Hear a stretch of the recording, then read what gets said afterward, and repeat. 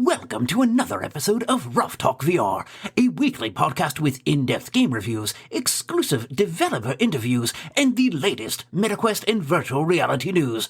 We join our hosts, the father-son team of D. Scruffles and Stratus today, as they spend another episode breaking down and discussing the world of virtual reality.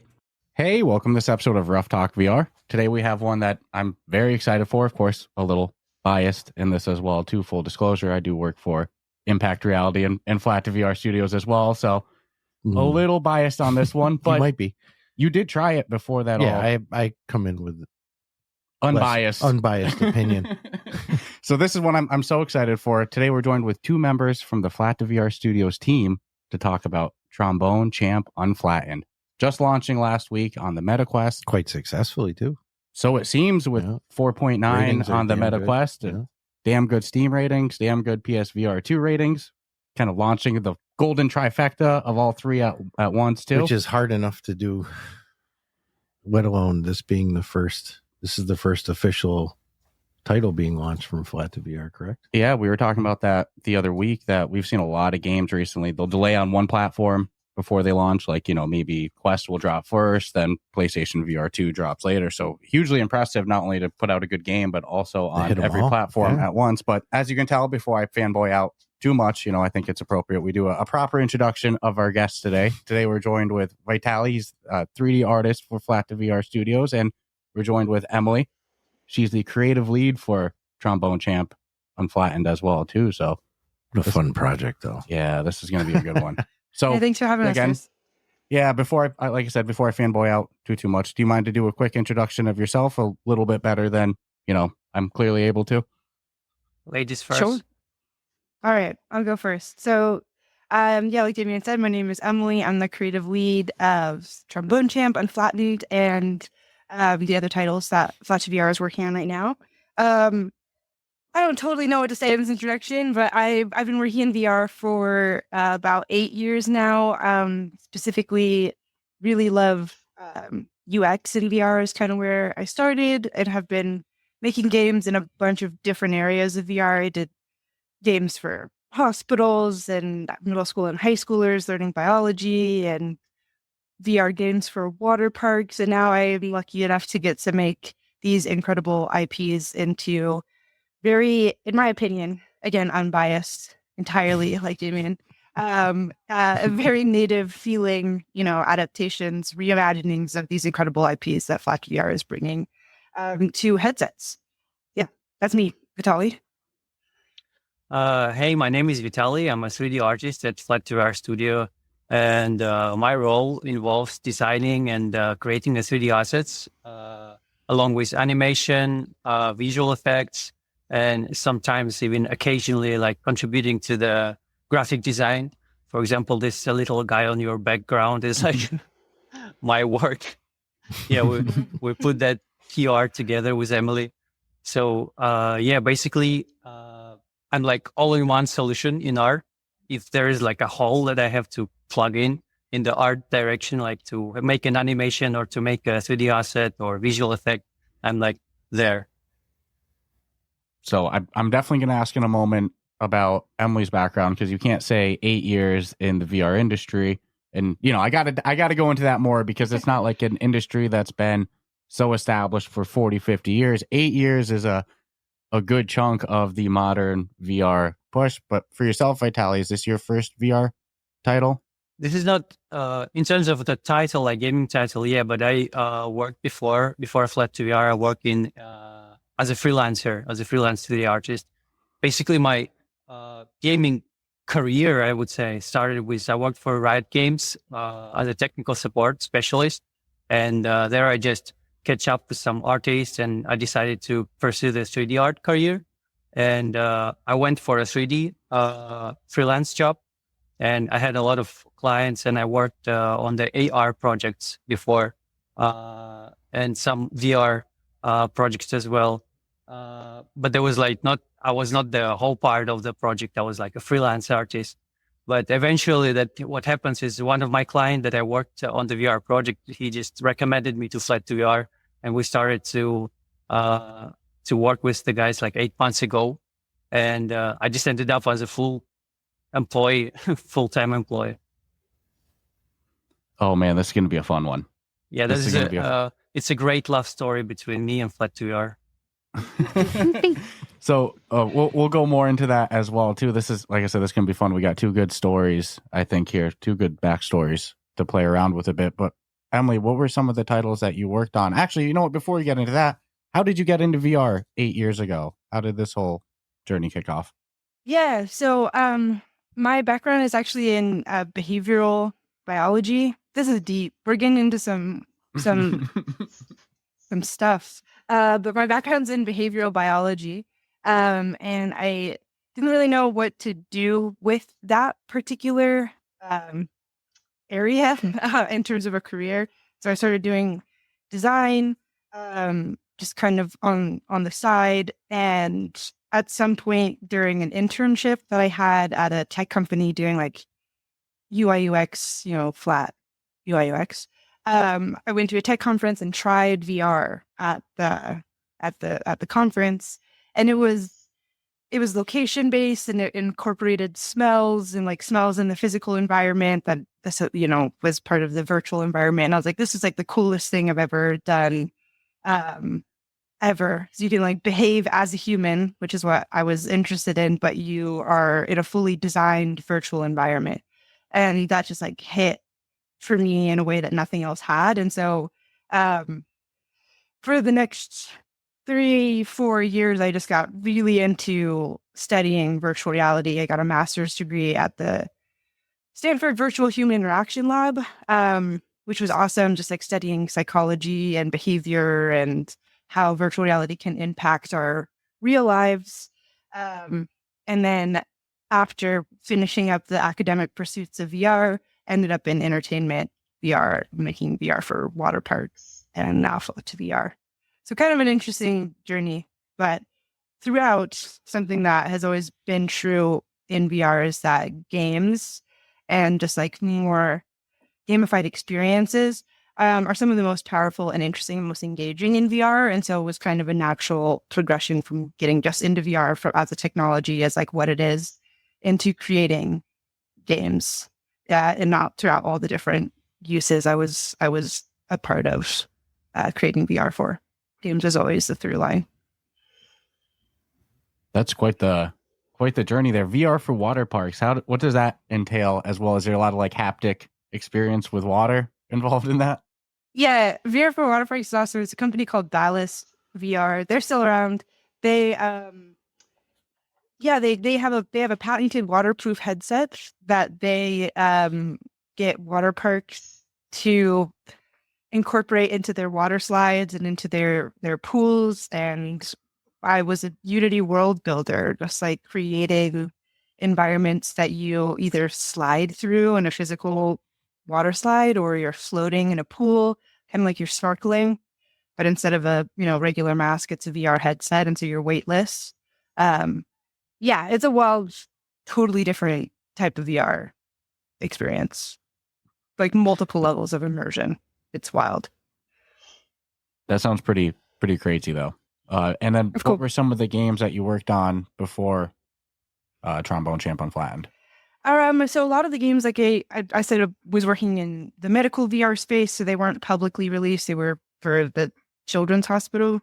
And then I was doing education games for a while. The titles that I have that I've been a part of that are on the Quest Store are Color Space, which was created by Lighthouse, and then also Nano, which won Meta's App of the Year last year, actually.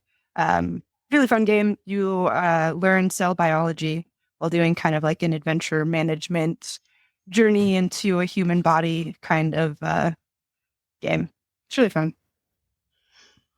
I think I missed Nano, so that one I'm definitely gonna have Check to it out. Definitely missed it. Yeah. That one. How much is it on the MetaQuest? Good question. $15 probably would be my best guess. It's been a while. And is that how you got introduced to Flat2VR Studios, through that game, or how did that Yes, form? I actually met them at GDC. Naturally, as so many game dev introductions happen. Nano had just come out, and I was at GDC. meeting folks, trying to figure out what my next steps were. And I got introduced to Jasmine, Eric, and Elliot, and we hit it off, and it was great. And then Vitali, you teased that you had quite the story for getting involved for Flat2VR Studios. So do you want to get into that? How'd you get involved with this project? Well, as I said before, Flat2VR Studio, I was at freelance, and well, basically, I worked at Riot Games as a technical support, and I was like 100% sure that I want to be in the game dev industry. But at that time, I was not sure what exactly I want to do, what direction I should move, and eventually I went for the education for the 3D art while still working as a technical support. And while still working at Riot, I started to build my client base as a 3D artist. And when I get enough clients for a full-time job, I just quit the job at Riot. And I just had already like a lot of clients to work on a full-time basis as a freelancer. And one of my clients that worked in the VR space offers me a lot of projects, and we went like for maybe like 7 or 8 months of working with him. And at one point, he just recommended me to Flat2VR for this project Trombone Champ. And we worked with Flat2VR for a few months, like maybe for 5 months on a freelance basis. But it ended up that we liked each other a lot. So we just ended up on a full-time basis. And I was like so passionate about that. And I really like to work with the guys. So I was like, yeah, I want to change this freelance stuff for this studio because it's so cool. So have you both been involved with the project since like the beginning? I have not. No, I can't speak for Vitali. Well, I'm involved from the April. So it's like 8 months ago. Mm-hmm. Pretty close. How long ago was GDC? I know. GDC was last year. And oh, wait, no. That was this year. Oh my gosh, it's only December. GDC was in March of this year. But I didn't get involved in Flat until a couple months later. So Vitali was already working on Trombone Champ when I joined. And a lot of the sort of, this is the direction that we're going in terms of the 2-lane decisions, having both lanes, having the player be standing on a stage with like an interactive animated audience, all of those kind of foundational decisions of what makes this such a cool VR game. Those were already decided when I joined the project by our amazing lead dev, Raiku Parda, and our creative director, Elliot Tate. And obviously the whole team, but I would say that they were the sort of main creative brains behind a lot of those decisions. When I joined, the main things that we had to figure out was what was the campaign going to look like, what were the challenges going to be for the campaign, the structure of that, how the economy was going to work, some of those like more game design decisions for our interpretation of the unflattened version. And then, of course, all of the trombones needed to be created and designed, and that was a lot of my work with Vitali when I came on board, but he'd already been working there. Makes sense. And like, I love the origin story for both of you. I think we could do a whole podcast just going into, your two's backstories in VR, but just to get into the unflattened side of things, I always like to have the developers describe a game in their own words. I mean, like you said at the start, Trombone Champ Unflattened's release came out strong, but let's say in some land, somebody has yet to hear of the game. They don't know what this background behind me is or anything like that. Would you mind to describe what exactly Trombone Champ Unflattened is? Vitali, you got it first. So for me, Trombone Champ is unflattened, is a trombone champ that is unflattened, but it's like combines the music and humor in a fun way that the player can experience. And also it's kind of a way that people can rediscover for themselves the classical music, because it's let's say in nowadays, almost nobody listens to the classical music. Like the pop music is really popular, but like Mozart and Beethoven stuff is like forgotten. But in this way, especially the young guys can like see what is the music, and it's like the roots of everything, and in the fun way. And in this fun way, it's like the game that can suit to anyone who just want to chill and just relax and just have fun, or someone who wants to like be, like in Guitar Hero, press like all the S's in every song, like to be the first in the leaderboard or something like this. So yeah, that's the game for me. Did both of you play? Were you familiar with the flat screen version before actually getting, neck deep into the VR version? No, I was not familiar with the flat version before, but as I came to the project, I just bought the game to myself and played it.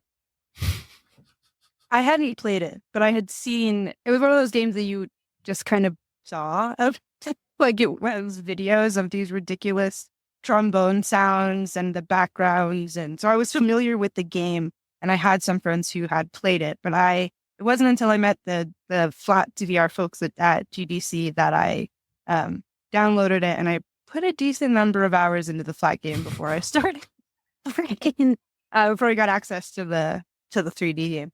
But it was cool because the way that I got sort of pulled in to making or getting involved with Trombone Champ was, I think it was Jasmine was trying to hate what the game was without telling me what it was in order to get me excited, which was hilarious. Because you could tell she wanted to tell me so bad, because if you hear it's Trombone Champ, we're making a VR version of Trombone Champ, it's like, yeah, I want to be a part of that. Like, it's so silly and fun, and the humor is awesome, and all this kind of like third wall breaking moments, and rhythm game just in general. But yeah, she kept trying to drop hints in every interview and meeting that we had of what game it was, and the final reveal of it was amazing. So it was, yeah, it's a great title. How would you each rate yourself as players of Unflattened? In the scope of, since there is leaderboard, we see some familiar names on it. Alex at the number one position on every freaking song. Every song, including I think he's got a dev songs. build or something. Yeah, he wants to see footage of him doing it live. Until I see live footage of these scores, I'm not buying nothing. I'm not saying there's some shadiness, but I think I said it to them anyway. So no, but how would you rate yourself in comparison to those numbers being put up, which have now are evolving even more? Yeah, I don't think Alex will be number one forever with it out in the wild. He got bumped yesterday, so we'll see. I need to get in there and see now that it's out there in the public what the high scores are doing. But my claim to fame is I had an almost perfect score on, man, I actually don't even remember which song it was now. I think Sakura Sakura maybe. And I held the top title, and I got messages from Alex saying that he just spent like an hour trying to beat my high score. And I was like, no, fame. But I may have been dethroned. That was a while ago. So, but I think I'm pretty good. I don't think I'm great, but I think I'm pretty good. I'm no Alex. I'm pretty chill and humble. I just don't look on the leaderboard. So I know I can compare myself with the tester that works with us. So he's just like playing all this stuff. And yeah, I don't care about this. I knew that the game was on to something good when at Gamescom, we both tried it. And then every time we walk by the booth after, you're peeking at the leaderboard screen to see if anybody did better than you. Yeah. If it had been like an open headset, I would have just kept blasting scores. Mm-hmm. I mean, that's what a good rhythm game will do to you, is you just keep going back in, you keep playing it, you'll kill your whole headset battery, and Trombone Champ definitely accomplishes that. But there are like a lot of differences in the game that you kind of referenced a bit ago between the VR version and the flat screen version as well too, like a different campaign, the 2 lanes on both sides. So do you want to talk a little bit more about some of the work that went in and some of the things that were done to quote unquote unflatten this game? Totally. Yeah. I mean, those are the big ones. Obviously, being on stage, performing in front of a bunch of people staring at you is a very different vibe from the flat version. And then yeah, the structure of the game is different. We have a campaign. The flat version does not have a campaign. Each song has challenges associated with it, which kind of makes you want to come back and replay the song to try to accomplish all of those challenges. To finish, to like properly finish the game, to get to the semi-secret ending, you do have to complete all of the challenges in the game. So that's kind of fun, but also pulls from the flat game, which the secret ending of the flat game, you have to jump through all types of hoops to get to that ending. And so we kind of wanted to do an ode to that with the flat version. But honestly, and I think probably what we can talk most about, Vitali and I as a team, is all the different trombones that we have in the unflattened version. In the flat version, you have different colors, kind of different skins, a few different sounds for the trombones, but that was something that we went hard on for the unflattened version, because you get to hold this thing in your hand and play it, and there's so much fun that we could have with that. Yeah, Vitali, I don't know if you want to say anything. And I would highlight that there's like insane amount of customization for trombones. Like there's the possibility that in the flat game is not like an unflattened, where you can draw on the trombone, you can spray it with a spray can, you can like even if you use the already like custom trombone, you can still make it more customized for yourself. That's true. Shout out to David Lurs for that one and implementing all of those incredible features. That's one of the coolest parts for sure. When I ever saw that paint for the first time, I think I spent the rest of the play session just making like a multicolored trombone. I almost didn't even want to go in and buy another trombone for a little bit because I was like, I love my default custom-made trombone so much. But of course, that was short-lived. And I eventually went in. I just love that they have unlockables because, you know, the world of rhythm games it's not like it's the only one. But a lot of them don't offer unlockables like that. No, especially for something that like you referenced changes the sound in a lot of them, like the plunger, that awesome exclusive pre-order fish one as well too. But I can only imagine that like it's endless possibilities of what you could want as a trombone, but only so much can make it in. You know, how do you iron out like this is the ones that we're gonna go with?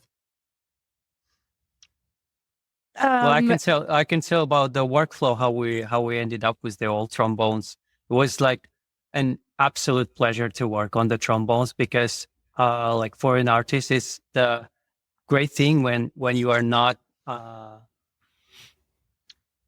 would say when I was able to be like in the creative flow, and I was not limited by some concept art or something. So basically the workflow, like we have a name for the trombone that we want to make, for example, like Turkey trombone or megaphone trombone.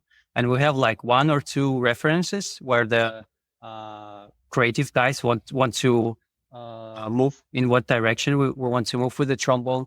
And basically I can like go crazy with the stuff. I can like be the creative flow and do whatever I want. And that was the best part because it was a pure joy for me. Like not be limited by anything and just create.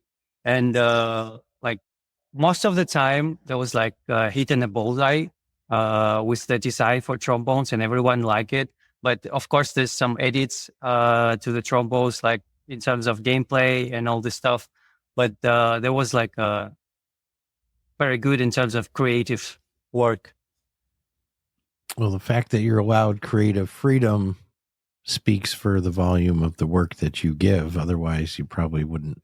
I don't think most people would give liberties of creative freedom if they didn't have faith that the person they were giving it to will deliver.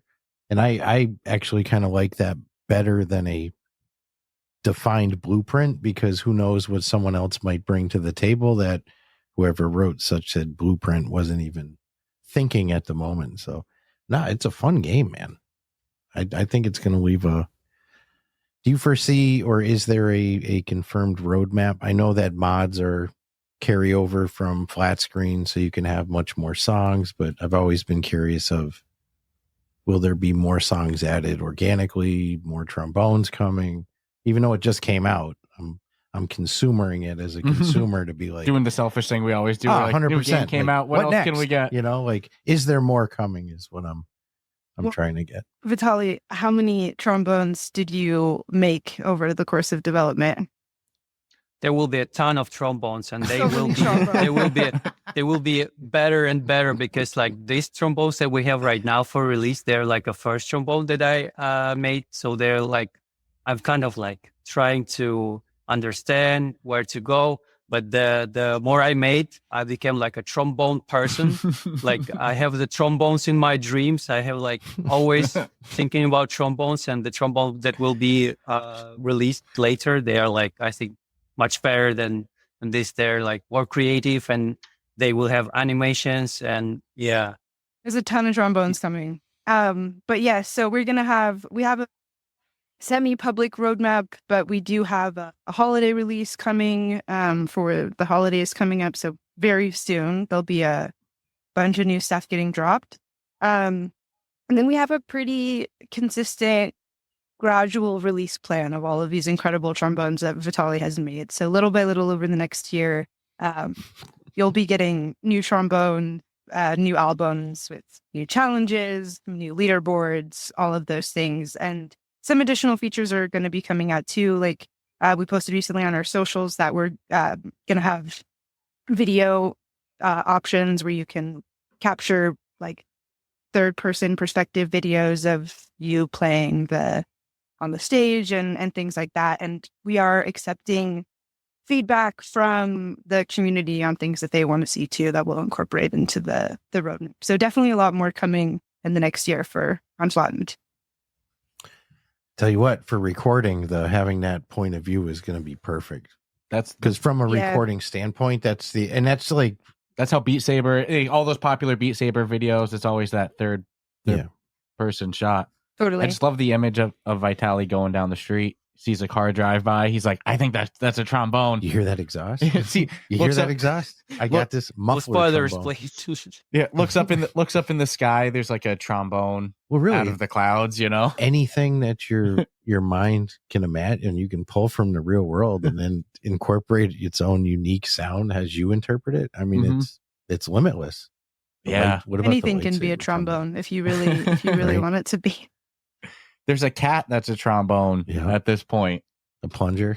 Which the cat seems like it's been a highlight to people as well too. I see that one getting posted quite a bit. I think just because it's so freaking goofy. You know what's weird? This is so stupid. So I have more than obviously the stock trombone that comes with, but I'll play with that one more because I feel like I have an advantage playing with the stock one versus like the turkey. Oh yeah, I'm like, I don't know if I'm not going to perform as well if I start playing with these novelty ones. Like, I play to win, so that should be said too. I'm like, I play to have fun, but there's a leaderboard, so if I don't do well, I'm kind of like, and I don't want to attribute it to. And I'm sure this isn't the case, but is there a trombone that performs better than the others, or mechanically the golden trombone? I don't know. I don't want to say in my it head, performs better, but if you make it to the end, I don't even know if I'm supposed to. I'm just going to hint. I'm just going to hint it. If you play the game and you make it far in the game, I'm not going to say it performs better, but you will have maybe a similar experience to what you're saying of feeling like you're still able to play, but also feel special at the same time. Okay. That's a good answer. That's a great answer because you're going to have to, the only way you're going to know is to play that campaign. Finish the whole campaign. And it should be mentioned, there is a ton. I was actually shocked at how many songs you came out of the gate with. I didn't expect there to be that many levels in the campaign, let alone like, oh my God, there's even more freaking songs. You've seen I've seen games come out with 20 songs, 25. I mean, out of the gate, that's the normal. Yeah. And there's nothing wrong with that number either, but to come out with like, you build on it down the road anyways. What is it, like 50 plus songs? That's crazy. Yeah, I was just going to see if I could find the actual number, but it's around 50. Yeah, there's a ton of songs. And then each song has 3 challenges, so there's a lot in there. But in terms of like playability, we didn't try to create every trombone to be it's great in terms of like user experience, because for example, fish trombone, it's not really comfortable to play with it. It's like cover a lot of space on the screen, but it's just fun to play. If you want to have fun, you just pick up this kind of trombones. And if you don't want to have fun, you want to pursue the leaderboard, you just pick up the regular one. No, Or the you can cat still trombone. get on the leaderboard with the fish trombone. You can see all the notes playing any of the trombones, the turkey, the fish, all those things. But it does feel different. It does feel a little bit different. Yeah. Yeah, I'm a bit of a traditionalist myself as well. I like Right. my I like my toys. my tie-dye trombone I painted. That's Too awesome. funny. Would be cool I if the like that. leaderboard said what trombone the person used. Oh. Like so and so score. I'll just use Alex 82 billion fish trombone. You know, incentivize others to. That's to actually use a the That'd good. be other awesome. trombones. That's funny. And well, do you two have a favorite trombone? I was as just about well to ask that's you in the guys game? that. I want to know what Vitali's is since he made. I don't know if we're allowed to say Well, the my- It's the number. one we don't Someone play. made Yeah, the trombones. hard part when he's a creator, it might not, his favorite might not be out It's yet. like It'll come picking a next year. child. Well, yeah, that's like a big Yeah. family for me, so I can't pick one. But if I have to pick the one I like, my most favorite trombone isn't released yet. So I want to know it. Okay, I'll message you. I after. figured it was going to be the case because But- if you're but- saying he's leveling up, Yeah, then yeah. the best one's yet to come. But from the release one, I would say I will pick the Viking. It's the Viking Congress, right? Yeah, the Viking horn. I really like it because I like the Viking theme and all this stuff. It just Awesome. sounds like it was such a fun experience, like a fun thing to be a part of when all the trombones were. Especially with the audience as well. You know, the fact that there's audience reaction to when you screw up or, Mhm. or when you remember you put your sister in it over the weekend Mhm. and she's like, oh, they're booing me. You know? The audience reaction is the animation actually made from the reference that our lead dev provided. So Rai he literally just recorded himself like he's doing these things and all this stuff, and I just animate all this audience according to to this video. They're hilarious. Maybe if we get Rye's permission, we can make those public because they're awesome. They're just like him doing this and like all the hilarious things audience are doing. We have videos of Rye doing all of them. If it works, it that might be a better just say I'm sorry I made it public than ask Yeah, you to right. make it public. It's Ask like, for hey, I didn't forgiveness. know, you know. It's the small things like that in the game that I think make it such a great experience. You know, you hit the I full. can't believe there's a holiday update coming. Yeah, that's not that far away. Dude, the game It's just not came out that last week. Like literally still like recovering from a grand release, Mhm. let alone, oh my God, I didn't expect to hear that. Well, $14.99 as well too is a bargain. I think I mentioned before. It's like if it had gone for 20, it would have been still home run price. So Mhm. 14 is just like, okay, now you have no excuse. 14's a price worth like you'd expect with no more content coming. You know, but the with fact some- that there's Or maybe some $9.99 DLCs and Yeah. shit, but no. they already have a holiday update. That's impressive. So I'm excited for what's coming next in the game. But in the meantime, there's no shortage of content. No, To keep us occupied. more than I honestly and again, my opinion's more unbiased than the panel, including yourself, but it exceeded my own personal expectations. Mhm. And even what I played in Germany, it was limited, right? I played, I think, 3 Oh, songs. Canada. Canada. Oh, to joy. Probably Ode to Joy. Yeah, it was no more than 3, but I could see that I wanted to keep freaking playing. So Mhm. it was of no surprise that the popularity of it is what it is. I'm a rhythm game junkie as well. If it's a rhythm game, I own it, but it's also, again, a market that's heavy. And I think you all are going to leave your own mark and your own genre of rhythm game. Well, something I love too is a lot of rhythm games. Like example, there's some that will do that. We'll be 5 songs in, and then we need to take a break because like covered in sweat. Hmm.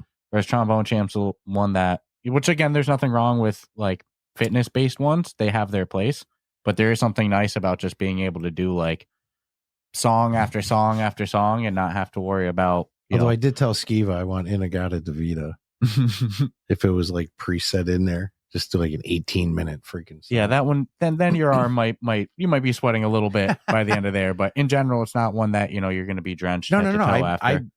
truth be told, the Kill- only time I really played it standing up was in Germany, and a couple of times in my house, but I just plop myself down and play because really all you have to it's one of the few more hands, It's a not great like, seated doesn't title. take a lot of effort. Yeah, you could do both.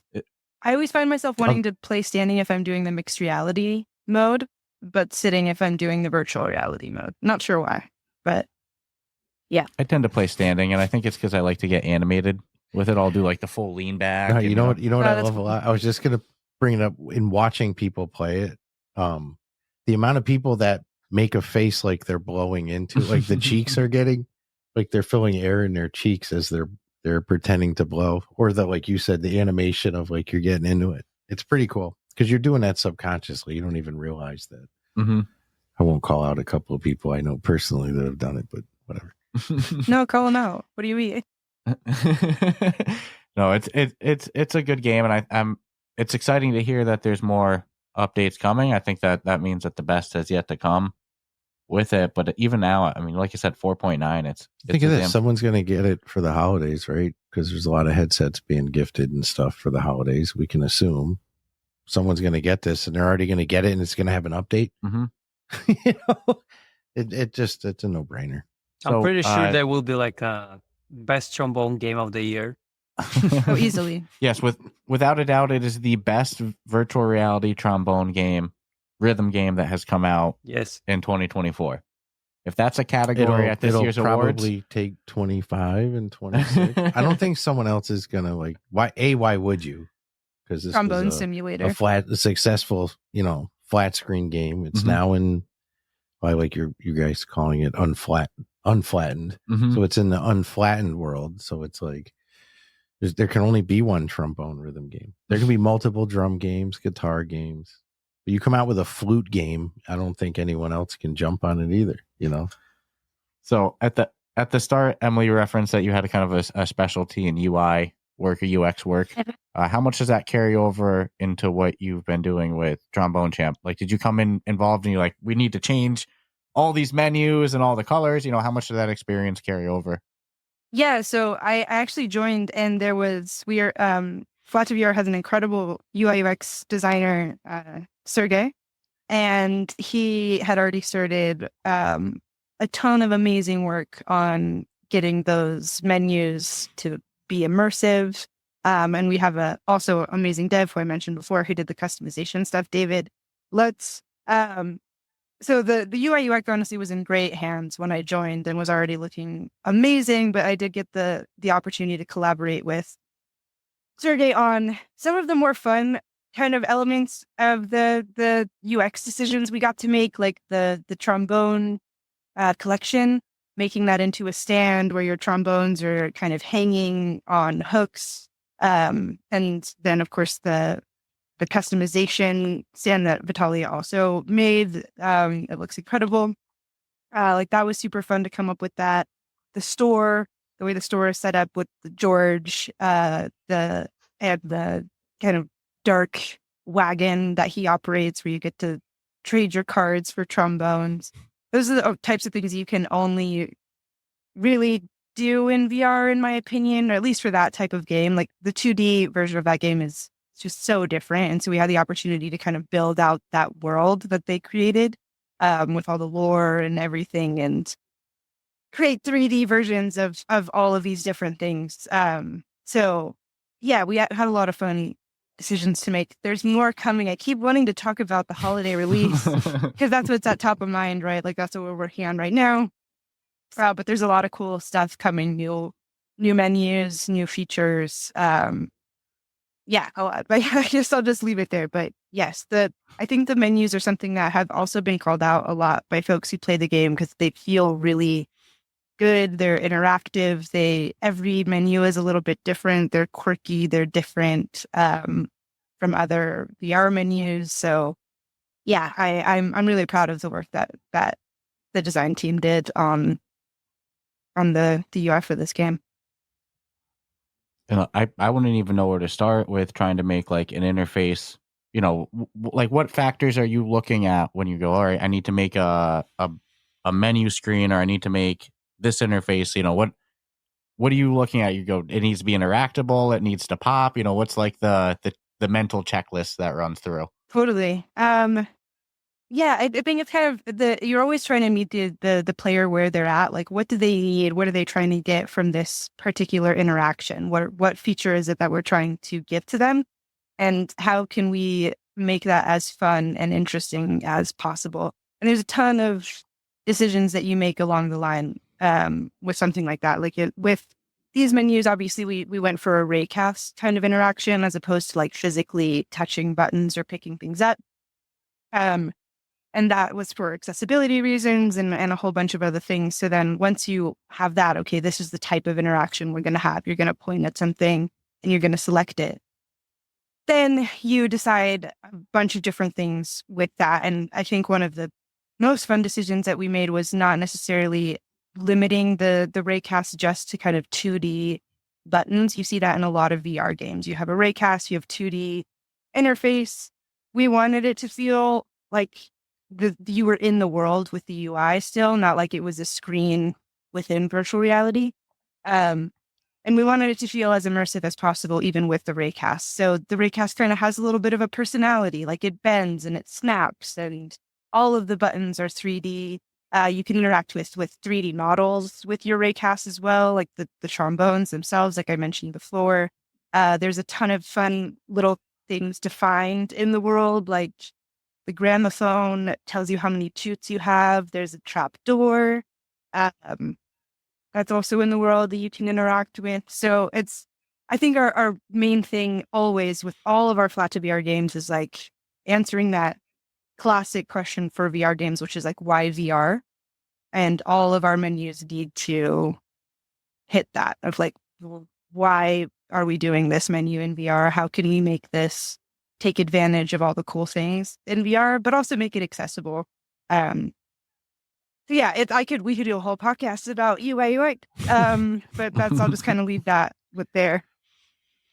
Well, it's actually a really good when we don't have to like write it out, but it's an area that I think people could easily overlook in their own personal thought. I'm talking like, solo dev. I just want to make a game, but it's like at the end of the day, it's like just the amount of thought that has to go into a menu interface that makes sense. And how many times have we been frustrated with games that like, this is the worst menu situation ever. Totally. So yeah, that's just, it is a unique area. And you're right. We probably could talk an hour just on freaking menu. Well, I've seen people get into heated debates online for VR about whether you should have the Touch menus or as laser. yeah. And I like a laser. I think the touch is sometimes like too finicky. I just want to be able to just click and go. I think it depends right on the into experience. it. But again, yeah, then it goes into it's a big discussion. So things, and then there's like, you don't want excessive screens. So like, it's not only the way everything looks, it's like, now what's the layout that you're going to do with what's behind every screen? Does it feel organic? Yep. Do I have to learn how to use a menu? Yep. And then there's, like you said, with taking advantage of VR, then you have aspects like the cards. It's like, of course you want to be able to pick up the cards. You got to be able to look at it, move it around. Think of like Demio picking up the game pieces, looking under it, seeing made in Sweden. Like that's so much of Totally. like you going, wow, VR is great. Like this is taking advantage. Oh yeah, because you should be able to do things you can't do, in flat screen or even in the real world. I mean, I can't play a trombone in the real world, but I can hold my own. That's why like giving knuckle love in VR social experiences is so good because that you can't do that. Golf Plus back in the day when you'd hit the guy and it'd say pow. Yeah. I get it. Those little small things enhance an experience so much, but they're also like what a gamer is most likely to overlook or just like subconsciously enjoy without making note. Like I'm enjoying it because the menu pops or because of, the interactability here. So it's one of those things that like, if it goes good in a game, people just love it and they don't know why they love it. But if it's a really bad interface, then they They'll shit on it. complain. Yeah. So it's something that never gets praise, but Totally. only gets hate if it's negative. It's one of those things where it's like, you did your job really well if no one notices it. Like it's designed in order for it to be invisible because you want it to be invisible. If it's bad, it's not invisible. So you did not do a good job. So that's kind of the goal. I think we've said the same thing about game soundtracks in like story-based games and such, or like Walkabout Mini Golf. It's got to be background. It can't be. It's got to influence your emotion without you realizing why it's influencing your motion. So it's like that same thing with UI and UX. That's interesting.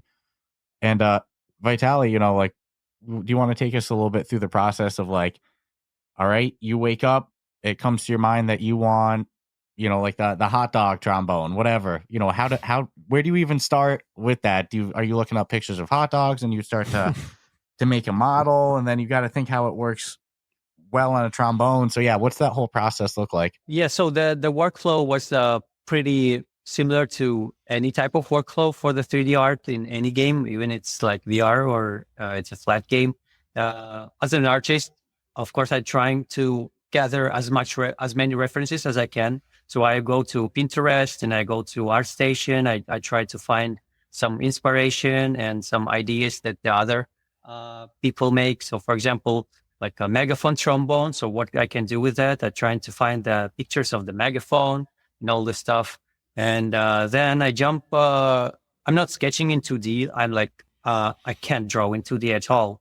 I can only draw in 3D space. So I jump in the 3D software and I just trying to turn off my brain. So there will be no thoughts at all. And there will be like completely creative flow and just making some shapes and ideas just coming through the process. And it's ended up in some, I would say, masterpiece, but that's The hot dog trombone is a masterpiece. I think we can call it that without a doubt. I'm trying to wrap my brain around not being able to draw in a like flat space, but a 3D space. You can crush it. Well, there's like there's the 2D artist can't draw in 3D space, right? So there's a 3D artist that can draw in 2D. It's like a different. It's the same thing. So, for example, if somebody will give me a concept art, I will be able to draw it or sculpt it or model it in the 3D space because I already gathered the skills that I have to have for this thing. But I never tried to draw in 2D because it was like not for me. So I just can't draw in 2D. But it's like anybody can draw if you just dedicate yourself and dedicate your time to just evolve this. You know who says that? The only people that ever say that are people that can draw. I tell you That's that. a fact, though. It's so true. My whole life, every friend I have that like you just watch them draw and you're like, oh my God, that's amazing. And they're like, oh no, anyone can do this. Like, okay, how do I do it? And they give you little projects. You get books. Drawing stick figures out here. Let me tell you something. You know what I still can't do to this day? Freaking draw. And so I don't believe. I respect your words, but I don't believe them because you are an artist, and that's what everybody always says. Anybody needs the different amount of time that you have to spend on to learn this thing. Right. Some people it's 10 minutes. Some people it's 10 over hours. 40 years, man. I still draw houses with little fucking chimneys and dumb little cubes, and the worst drawings ever. That's funny. That's awesome. And when you look at what makes this game fun and replayable, so much of that is the trombone experience. You're referencing the sounds. Yeah, I had my sister try it over Thanksgiving, and once I showed her the trombone collection, I mean, she spent a good. I was actually. I thought she was going to go in and bang out a song and then be like, no, only because she wasn't feeling the greatest. But then she wasn't leaving. No, I think she realized that she had done like five or six songs. We're all sitting down. She's just up there in the living room. She's like, "This is actually pretty fun." Yep. Another song. Oh, she was doing some hard. She was doing some hard ones at the gate too. Yeah, I kept being like, "Look at the difficulty." She's like, "Oh wow, this one might be." The difficulty's real. Hearing like the craziest songs come out, I'm like, "Oh my God!" But it was cool to see her go from like the first time she did the song. She was like, "Oh, the two sides are a little overwhelming." She's like, "This is much," but she didn't shut it off. Mm-mm. And then by the third song, it was no problem. Becomes second nature. Yeah, her point. Her brain instantly. And she said she was going to buy it for Steve. So yeah, it's a good game. It's a great party game. You put your friends, family in it. You cast it to the TV. Yeah, if you can stream it to a TV during a group session, it's home run. If not, it's only going to be good for the person playing it more. But if you can get others to watch the person playing it, it's hilarious for everyone. It's like missing. It's not even about playing good. It's like you miss, and that's sometimes the funniest moments. Totally. And I'll tell you, like all rhythm games, I mean, and in this case, you're not slashing cubes with a lightsaber, you're pressing your button corresponding with the note, but shit has to be timed and work good. If the timing of a or the latency is all screwed up, it's not going to feel right to play. Yeah, you've had trouble with rhythm games before when the notes don't match the actual song. There's small little latency. Then you got to go in the settings, play with the latency delay and stuff like that. Yeah. So it does feel very natural, which is its own. Dude played it 3 months ago or so. I had no operational issues. Again, I was like, to me, it's ready. You know? I played it. Leaderboard works. Let's go. Well, actually, that kind of. Oh, sorry. Keep going. I was going to say something that's cool that I always thought was cool joining this team about the Unflattened folks working on all of this is that we, like the mappers who mapped all of the songs for the 2 lanes and the single lanes, they're pulled from the existing flat version community who made mods for those games. We also were able to get a ton of folks who were in the Beat Saber modding community who got super involved in the creation of Unflattened. So yeah, I think our roots are super deep in the rhythm game community, but also specifically the rhythm game VR community, which I think is, speaks to what you guys are saying. We're set up very well with people who care very much about that particular genre. And I think you can feel it when you're playing it. It feels really good. That I wanted to say that, like, you ask what makes this game like a good game, and it was not the trombones or the art style. It was like literally the backstage, all the people that work on it.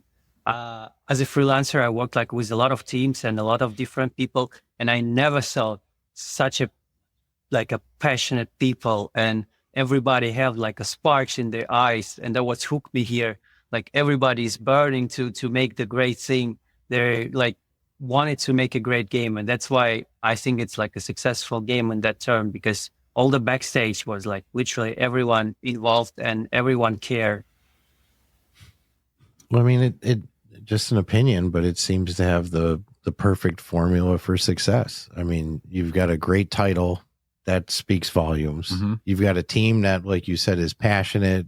Everyone plays together nicely. They want the game to be successful.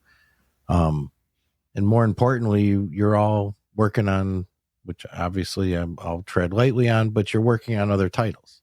Yes. So, I mean, this being the first of coming out with a bang. It sets the precedent.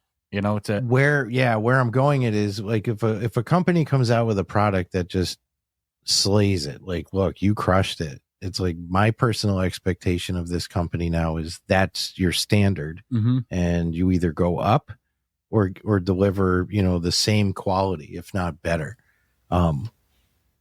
without divulging title names. You have a rough idea of, next year, how many titles we may see come from Flat2VR, or better worded, how many titles might be publicly named next year? So you're not committing anything in stone. Okay, yeah, I don't want to commit to any publishing, commitments of what will be out and available. I mean, we have titles that have already been announced, right? They were announced this year. We have Flat Out, RoboQuest, and Rack. Those will all be coming soon. I don't believe that the dates are public, but we're working on all of those. We also have Skyrunner, of course, which is available on the Quest Store already in sort of its beta version, but there's going to be more coming for that. So that right there, it's 4 titles alone. And then we have a lot more that we're working on that we can't say anything about yet, but we're in the final stages of reaching those agreements and getting ready to start production. So the next few years of Flat2VR is definitely packed with titles and a ton of fun stuff coming out, including updates to things that have already been released, like Trombone Champ Unflattened and Skyrunner. So it in my head, I believe the more successful the company becomes with producing these and getting these titles into the players' hands, you could see a time where Flat2VR is a percentage, like an actual like chunk percentage of the top games of, well, not top games, just games being released. Not everything can be a top, but being able to produce, you know, like literally like, hey, 8% of the entire, you know, store ecosystem is coming from one particular company. If you're doing everything, you know, properly. Because the reality is like, I play a lot of flat games and I'm always telling you, I'm like, dude, this is another game that should be in VR. This is ridiculous that it's not. So to me, it's like a buffet of opportunity out there. Yeah, you ask anybody, what games do you want to see in VR? And then as endless list. As the flat screen developer, and I see, hey, there's a company that actually can, and I think that's part of the fear, is not putting a product out there that doesn't represent it proper enough. And then you have a company that's doing it. I want my game to be in VR. I want people in this other medium to experience it or allow you to put your spin on it. Because obviously I'm not a VR to unflatten it. Correct. Unflatten the hell out of my game. But there's just a buffet, a smorgasbord of games that need to be in VR. Well, for anybody who was watching and waiting to see, like, all right, let's see how the first release goes. I think Trombone Champ Unflattened was a good one to come out the gate with. Well, and again, you're coming out with something that people know to a degree. They've got a fan base that's pretty solid in flat screen. And now you're introducing it to, you know, not that same fan base, and it's just picked up traction. No, it's a good one. It was cool to watch it go down in real time, and you know, talking to other people, you could feel like that, you know, stress / anxiety, excitement, all bundled together. Like, we want this to be good. We need it to be good. There's, you know, everything's relying on a product coming out of the gate strong, and you proved you can do it. It's pretty impressive. Well, it does feel like the VR community has been behind this as a whole as well, too. It's gotten a lot of support, no doubt. I think a lot of people just want these big flat screen titles in VR. So do what we must, support who we must. You know, it's like, and it has to be done good. Yeah. You can't, you know, look at how bad you know, a well-known IP comes, Hitman. How's that? You know, for all intents and purposes, it was a failure.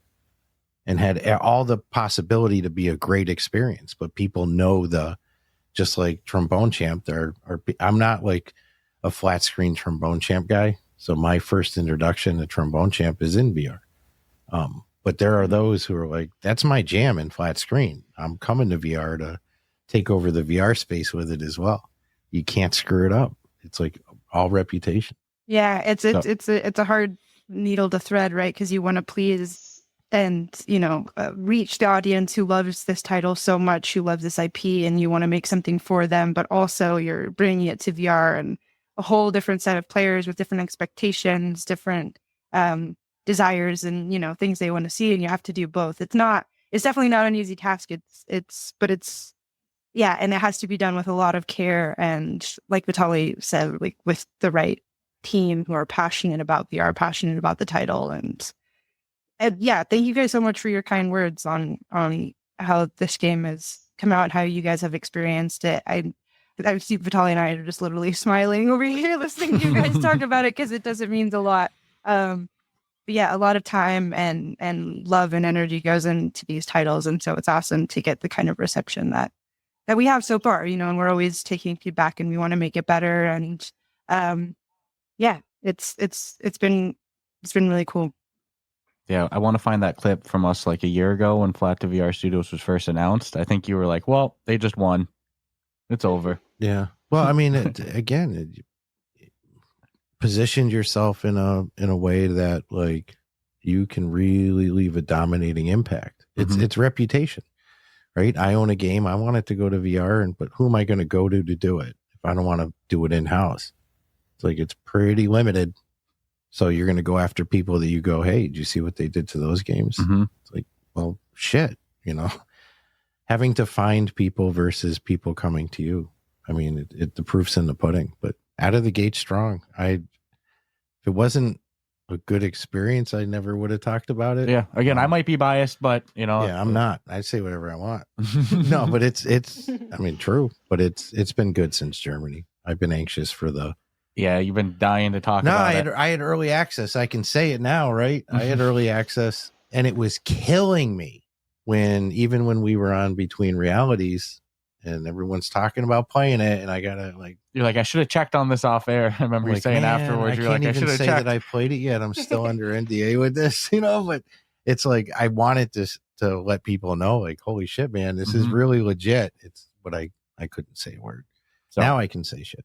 So we've been fanboying for a bit, but something that I think would be crazy if we didn't ask with two of the developers on the podcast now would be, what are some good tips for new players playing Trombone Champ? Maybe they're holding the trombone wrong. I want to get on that leaderboard. They don't know you can press different buttons to do the toots. How do I beat Alex? Yeah, that's what the new players want to know. That's a whole video in of itself. But yeah, what are some new player tips? Great question. Okay, so couple of things to shout out. So in the song selection screen, you have options on how you can play the game. So option 1 is the difficulty. We have simplified, classic, I think it's what it's called, and turbo. Simplified, don't let simplified fool you as being like the easy version, because it's not, we did not design it in that way to make it easier. We actually, so the classic is taken pretty much note from the base game. Simplified is actually, are the mappers kind of VR-ifying the songs even more to make them more fun in VR. So more of the glissandos where they kind of do, the notes do that. That's really fun to do in VR. So the simplified version has more of those. So simplified, it is easier, but it's easier because it's tailor-made for playing it in VR. So try that out if you're really struggling with Harabe, one of the hardest songs, a song that I cannot get through. Try it on simplified, but don't have any sort of ego complex about it, because it was made for VR, and so it might be a little bit easier, but also more fun to play. That's probably my big tip. And then the other one is you got to play it like a trombone. You got to go in and out. It'll make it easier, I promise. Don't go up and down. Those are my 2 tips. And I have not like a mechanical tip for the playing, but just in terms of exploration, there's a lot hidden things in the game. I would say maybe not a lot, but some parts of the game were made the way that we wanted to play. There was like not obvious things, and we wanted to player to explore them and find them out how they work.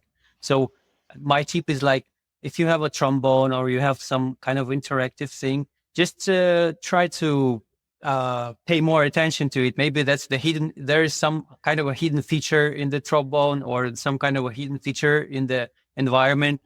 So that's my tip. That's a fun one. I like that one.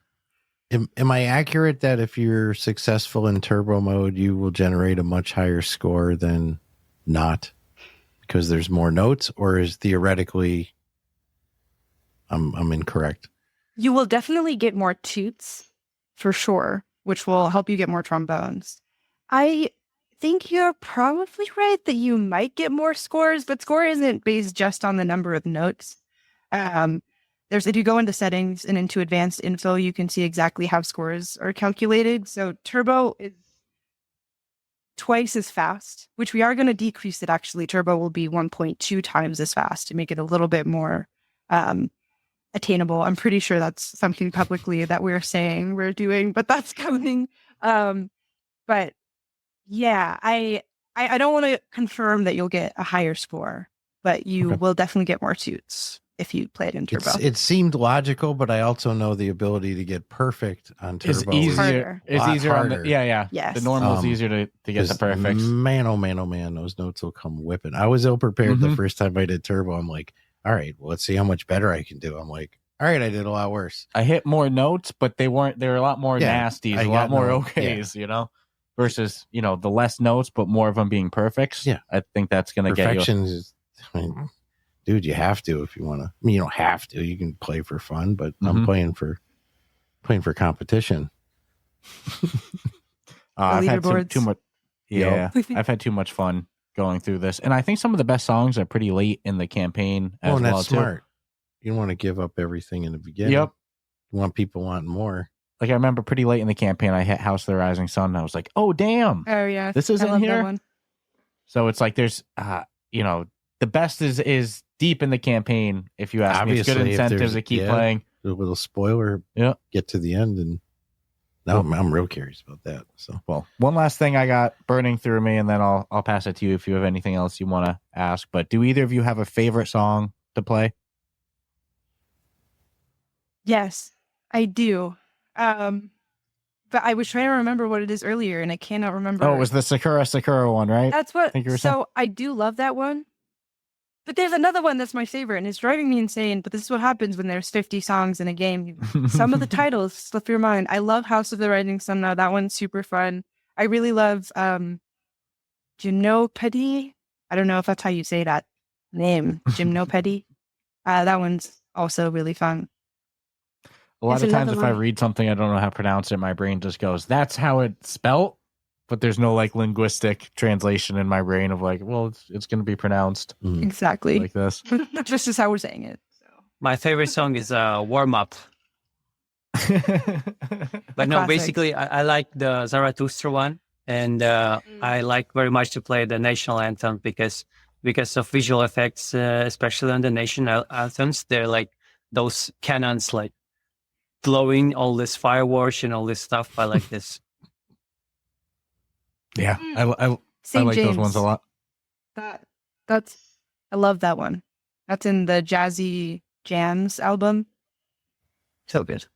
I love that whole album Mhm. and the campaign. My problem is that when I was trying to go through the campaign, I'd be like, all right, let me do all the songs, but then I'd find one I like. I see that I can kind of do good on the leaderboard, and next thing I know, I've played the same song 5 or 6 times instead of advancing through the campaign. It's a struggle. But before we wrap this up with them, is there anything else you wanted to ask? no, as well, too? I This has got been most of the stuff I wanted to know organically. Mhm. Everything else that came out of my pie hole was just selfish shit. So.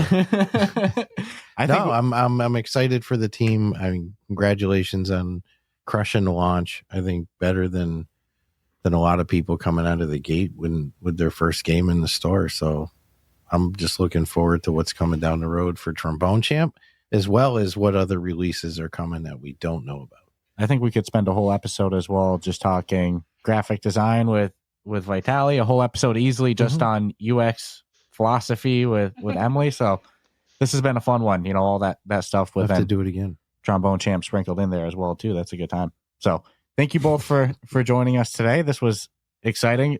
Like I said, like we said many times, a lot of hype behind the Flat2VR Studios, like what's going on with them. A lot of people watching. And a big success to deliver the way you all did with Trombone Champ Unflattened. So huge pat on your all back. You guys deserve it.